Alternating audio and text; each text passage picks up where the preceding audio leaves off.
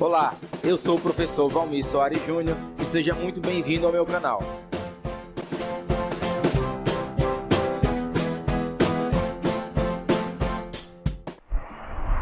Vamos lá, pessoal, então vamos para mais uma aula do nosso curso de Noções de Administração Pública.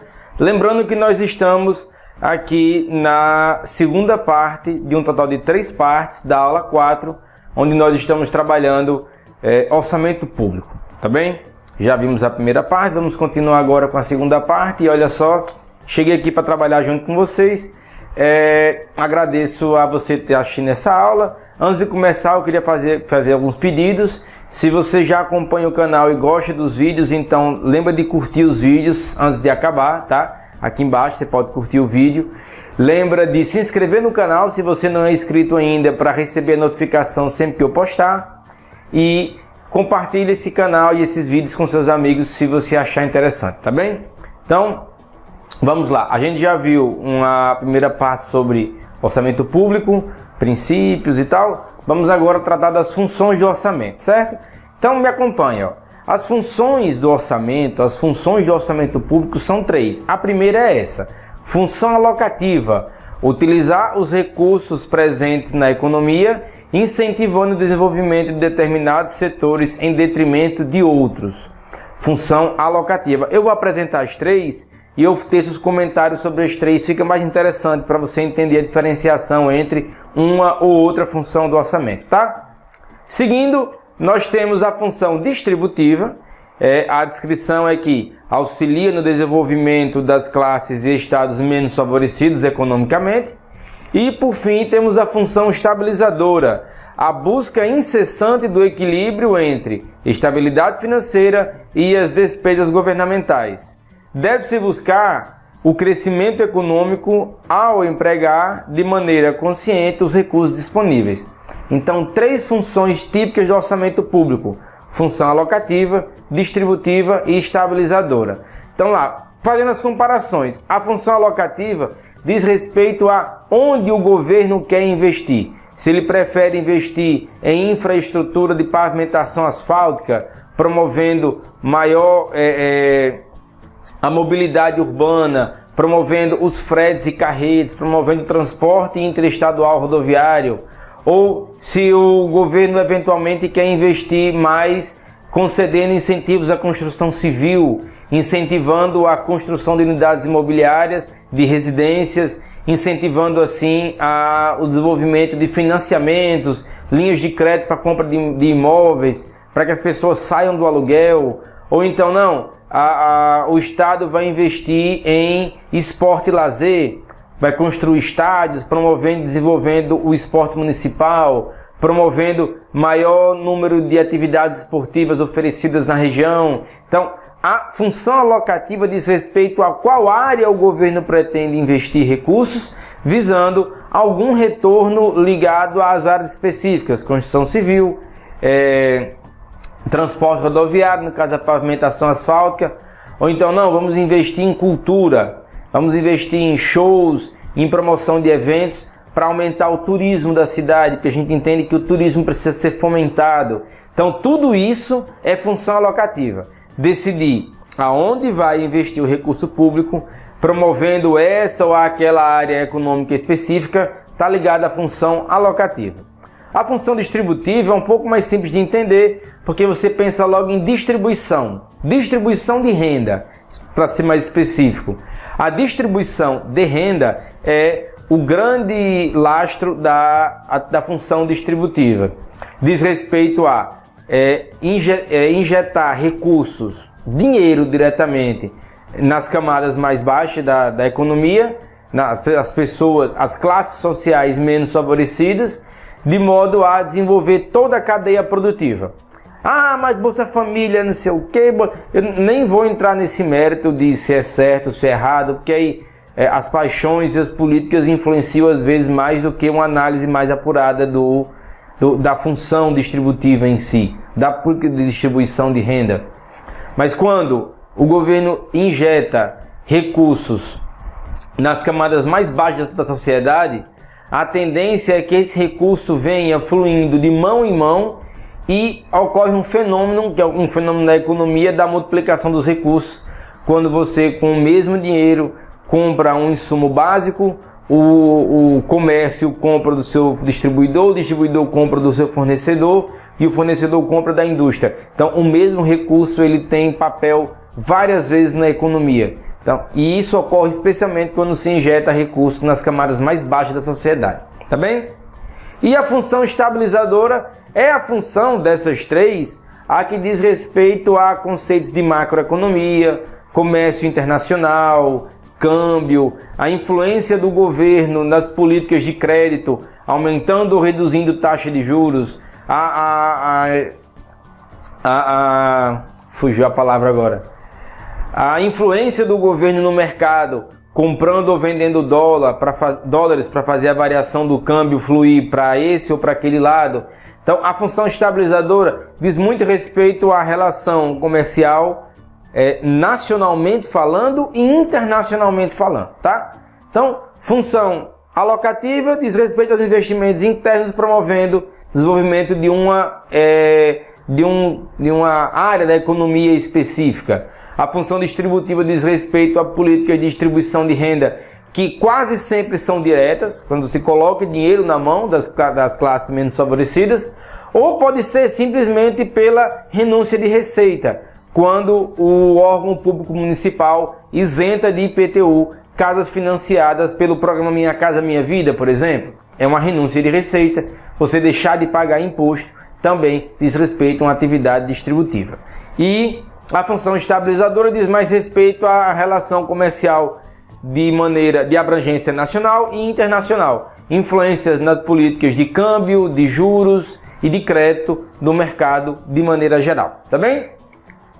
Seguindo, olha só, aqui é interessante. Objetivo e natureza jurídica do orçamento público. Aí, por que eu tenho que saber a natureza jurídica do orçamento público? O que é interessante isso? Especialmente para saber que remédios constitucionais podem ser usados contra um orçamento público que se entenda ser ilegal. Sabe, mas orçamento é ilegal?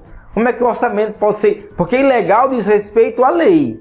A lei. Se a lei é correta ou não, se a lei ela é legal ou ela é ilegal.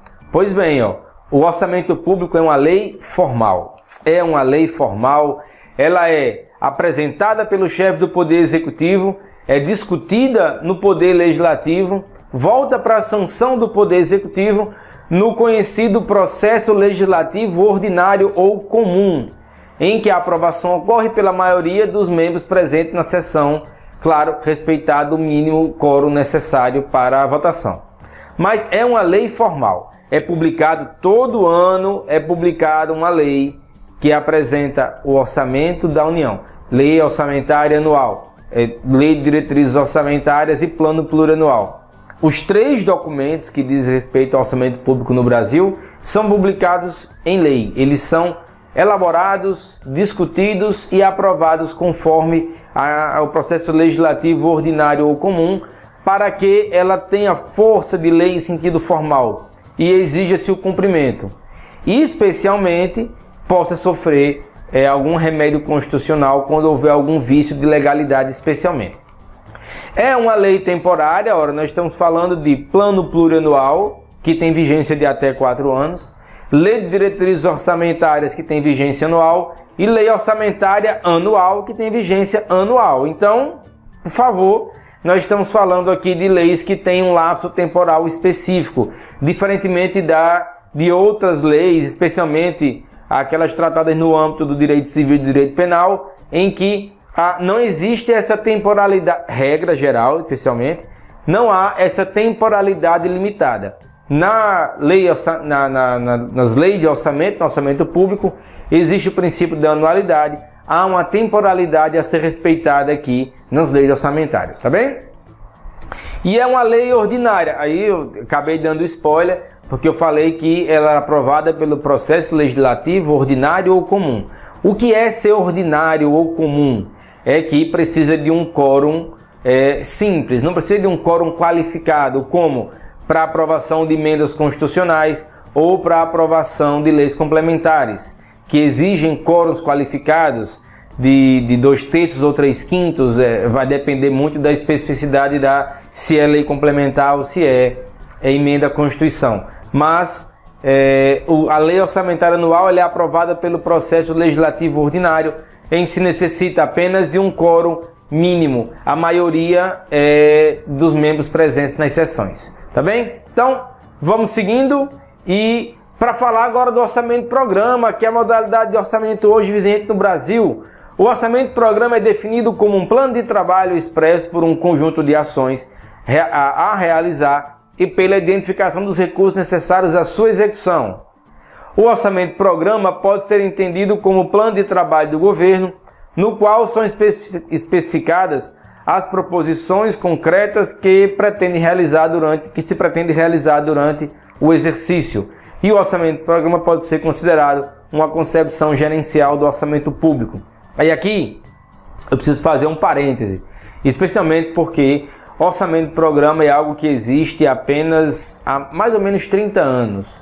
A elaboração do orçamento público no Brasil sobre estrutura e formato de orçamento-programa é uma inovação da Constituição de 88. A Carta Magna de 88 trouxe o PPA e a LDO, documentos que não existiam até então. Até então só existia a Lei Orçamentária Anual. Foi a partir do advento da Constituição de 88 que surgiu o Plano Plurianual, PPA, e a Lei de Diretrizes Orçamentárias, LDO, e surge então a figura do orçamento-programa, onde há uma preocupação em aliar o gasto público com alguma atividade específica do Estado. Então, até então não existia essa preocupação, existia apenas a necessidade de se gastar dinheiro para alcançar um objetivo que muitas vezes não fazia muito sentido, não tinha relação com um programa coordenado de ações. Mas, para esclarecer outros tipos de orçamento que existiram na história do Brasil, eu convido você a assistir os vídeos de outro curso que tem aqui no meu canal no YouTube, que é do curso específico de orçamento público. Lá a gente discute bem. Tem uma aula que eu falo só de orçamento-programa, uma aula que eu falo só de orçamento tradicional, uma que eu falo só de orçamento base zero, ainda comento um pouco sobre orçamento de desempenho e outros que existiram no Brasil. Então, não perde a oportunidade. Se você está estudando administração pública, entender orçamento público é fundamental e você pode ter esse conhecimento aqui também de maneira gratuita, tá? Volto a dizer, se está gostando do vídeo, lembra de curtir, compartilha com seus amigos e vamos seguir aqui no vídeo. Olha só, o orçamento-programa está intimamente ligado ao sistema de planejamento e aos objetivos que o governo pretende alcançar. A ênfase é nos objetivos a realizar. Aí você pode pensar, mas professor, não foi sempre assim? Então, eu gasto dinheiro público e eu não tenho um objetivo claro a realizar? Pois é, eu tenho que dizer a vocês que nem sempre foi assim. Nem sempre houve essa preocupação com ter um objetivo a realizar, ter um plano, ter um planejamento para usar recurso público. Infelizmente, nem sempre foi assim. E na minha videoaula de orçamento público você consegue entender melhor como funcionava a lei orçamentária anual antes do orçamento-programa, tá bem? Vamos seguindo não se esqueça, o orçamento-programa é um tipo de técnica orçamentária atualmente utilizado no Brasil e obrigatório para todas as unidades da Federação, conforme determinação legal da Lei 4.320 de 1964, que apesar de ser muito antiga, ainda vige no Brasil e com força de lei complementar, tá bem? Vamos seguindo, olha só que beleza, com algumas questões agora que já caíram em concursos públicos.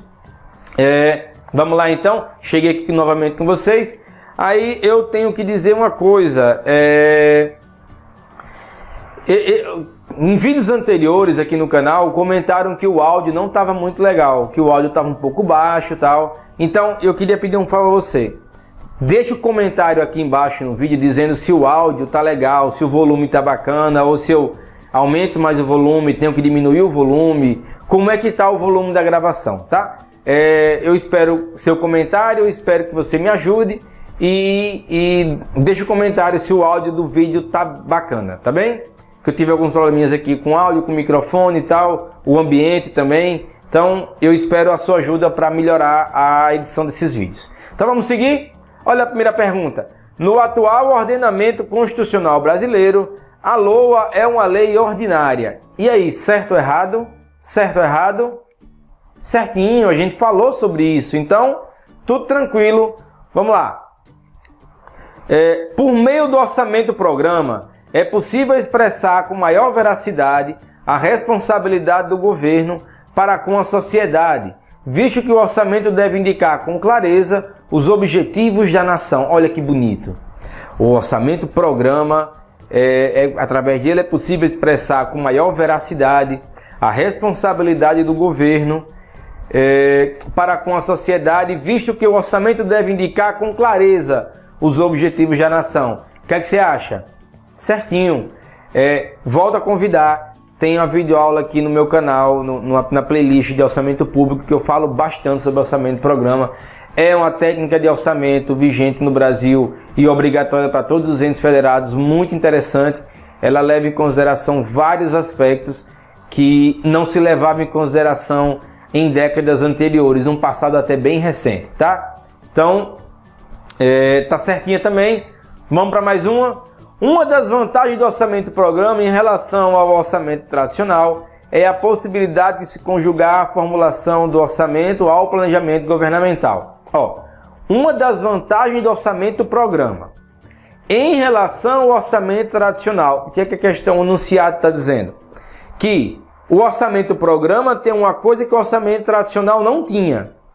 Não tinha, e isso é bom. E o que é? É a possibilidade de conjugar a formulação do orçamento ao planejamento governamental.